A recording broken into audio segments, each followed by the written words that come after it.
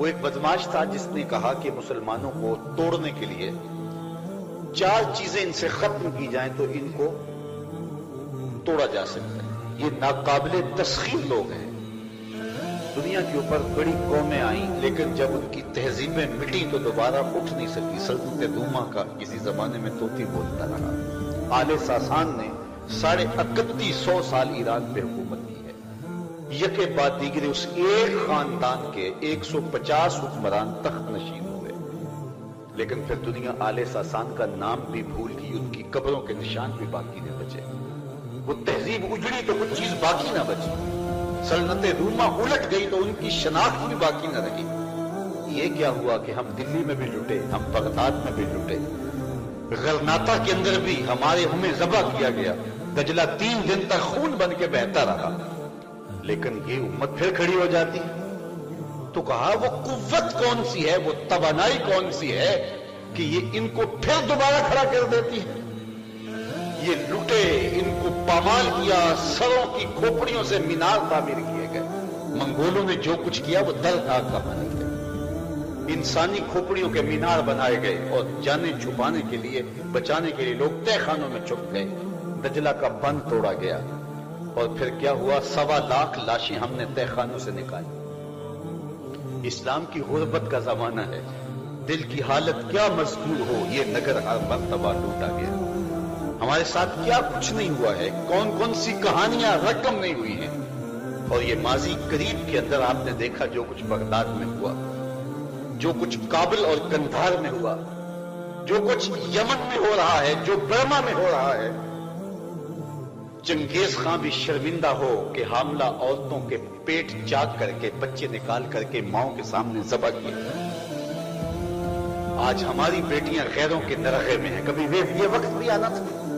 ایک بیٹی ناہید نے پکارا تھا دیبل کے ساحل پہ کھڑے ہو کے، اور پھر محمد بن قاسم اللہ کے قہر کی بجلی بن کے آیا تھا۔ آج کتنی بیٹیاں غیروں کے نرغے میں چیخ رہی ہیں، ہے کوئی ان کی آواز کو سننے والا؟ کوئی آنکھیں وارث شاہ نو اج قبراں وچوں بول، اج کتاب عشق دا کوئی اگلا ورقہ کھول۔ ایک روئی سی تھی پنجاب دی تو لکھ لکھ مارے بین، اج لکھاں تیاں دیس تیرے دیاں وارث شاہ تینوں کہن۔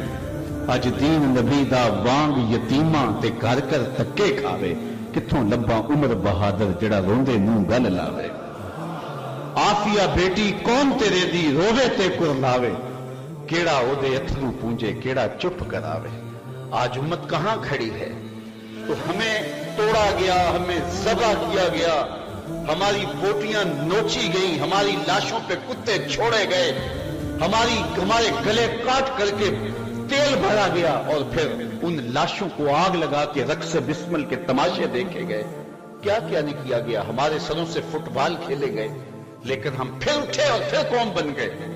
تو کہا یہ کون سی توانائی ہے جو ان کو پھر کھڑا کر دیتی ہے؟ تو انہوں نے ایک رپورٹ مرتب کی اور کہا 4 چیزیں ہیں جو اس امت کو مرنے نہیں دیتی، 4 چیزیں اس امت کو ناقابل تسخیر بناتی۔ وہ 4 چیزیں کون سی؟